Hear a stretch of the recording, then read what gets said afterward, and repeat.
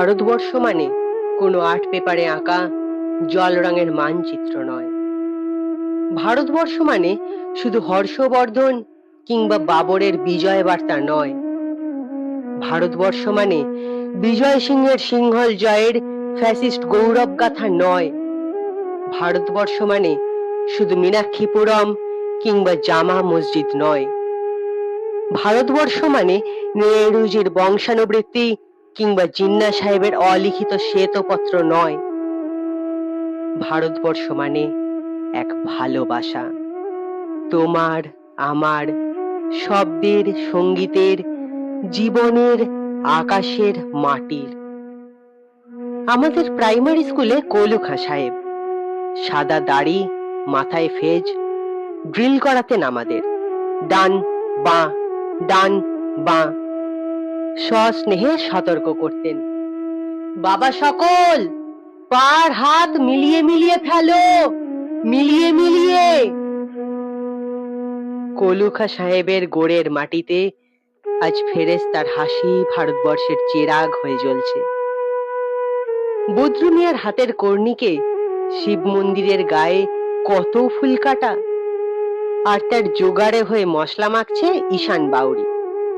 নিয়ামত শেখ আর গোকুল মাহাতো এক পাটাতনে ধান ঝাড়ে। সোনালী গোবিন্দ ভোগে খামারে ঠিকরে পড়ে সোনালী আলো। পদন মাঝি দাঁড় টানত যুবতী গঙ্গায়, বৈঠা ধরত হোসেনুর মাঝি।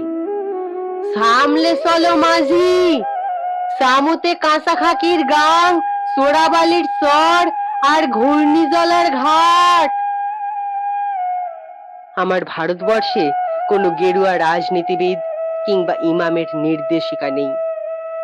এখানে কোনো সংহিতা হাদিস ছাড়াই কোজাগরি চাঁদের অকৃপণ আলো পড়ে ঈদগার উপর, আর রমজানি চাঁদ তুলসী মঞ্চের গায়ে পূর্ণ আলো দেয়। আমার ভারতবর্ষ মানে রবি ঠাকুরের মধ্যে নজরুল, রবি শঙ্কর আর আলী আকবরের যুগলবন্দি, গণেশ পাইন আর মকবুল ফিদার রঙিন ছবি। আমার ভারতবর্ষ মানে লালন ফকিরের গান।